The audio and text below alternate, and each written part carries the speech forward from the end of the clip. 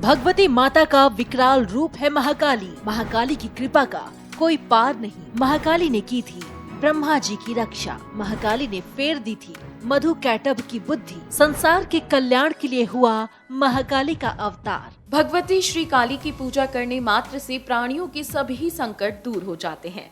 पौराणिक ग्रंथों के अनुसार माता काली एक प्रमुख शक्ति हैं, जिन्हें मृत्यु, काल और परिवर्तन की देवी माना जाता है। माता काली की कृपा का कोई पार नहीं। यह कुछ ही पलों में भक्तों के सारे संकट, कष्ट, विपत्ति और काल को हर लेती हैं। इनकी कृपा हो तो समस्त संसार के सुख भक्त के चरणों में आ जाएं। माता काली के प्रताप का अंदाज इस बात से लगाया जा सकता है कि विपत्ति आने पर देवता भी इन्हीं के चरणों की वंदना करते हैं। आइए जानते हैं माता काली से जुड़ी हुई पौराणिक कथा। प्रलय काल में संपूर्ण जगत के जल में डूबे होने पर भगवान विष्णु योग निद्रा में शेर शैया पर सो रहे थे। उन्हीं दिनों भगवान विष्णु के कानों के मल से दो दैत्य पैदा हुए, जिन्हें मधु और केटव के नाम से जाना गया। यह दोनों प्रलय काल के सूर्य की तरह विशालकाय और तेजस्वी थे। उनके जबड़े बहुत बड़े थे। उनके मुख दाढ़ों के कारण इतने विकराल दिखाई देते थे कि मानो वे संसार को खा डालेंगे। मधु और केटव ने कमल के ऊपर विराजमान ब्रह्मा को देखकर कहा कि अरे तू कौन है और यहाँ पर कैसे आ गया। ऐसा कहते हुए वे दोनों ब्रह्मा जी को मारने के लिए तैयार हो गए। ब्रह्मा जी ने देखा कि ये दोनों मेरे ऊपर आक्रमण करना चाहते हैं और भगवान विष्णु समुद्र के जल में सो रहे हैं।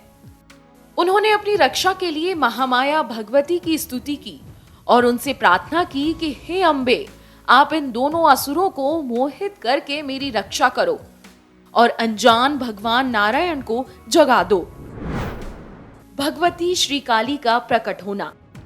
ब्रह्मा जी की प्रार्थना पर जगत जननी महाविद्या काली फाल्गुन शुक्ल द्वादशी को त्रिलोक्य मोहिनी शक्ति के रूप में पहले आकाश में प्रकट हुई।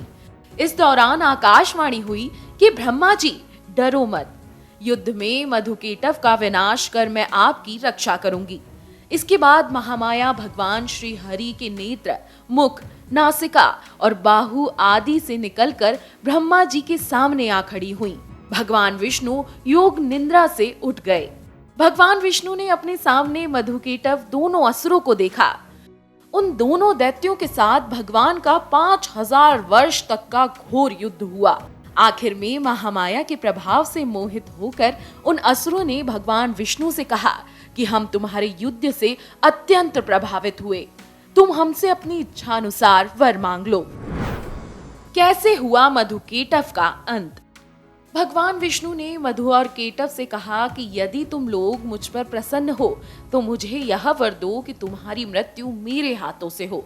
उन असुरों ने देखा कि सारी पृथ्वी जल में डूबी हुई है। अगर हम सूखी धरती पर मृत्यु का वर दे दें तो यह हमें नहीं मार पाएंगे और हमें भगवान को वरदान देने की उपाधि भी प्राप्त हो जाएगी। अंत में उन्होंने भगवान विष्णु से कहा कि तुम हमारा ऐसी जगह वध कर सकते हो जहाँ की धरती भीगी हुई ना हो। भगवान विष्णु ने वर पाते ही अपना सुदर्शन चक्र उठाया और अपनी जांघ पर उनके सर रख कर काट दिया। इस तरह से भगवती महाकाली की कृपा से उन असुरों की बुद्धि फिर गई और उन दोनों का अंत हुआ। इसी तरह से माता ने कई बार अपनी शक्तियों से सृष्टि की रक्षा की।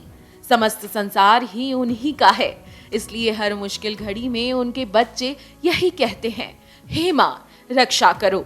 शास्त्रों में लिखा है कि सृष्टि हर प्रमुख शक्ति आदि शक्ति जगदम्बा से ही प्रकट हुई है। माता काली की तरह ही परमात्मा की पराशक्ति भगवती निराकार होकर भी सृष्टि का दुख दूर करने के लिए युग युग में साकार रूपों में धारण करके अवतार लेती है। भगवती का शरीर ग्रहण उनकी इच्छा का वैभव कहा जाता है। महामाया इन्हीं की है जो सबके मन को खींचकर मोह में डाल देती हैं।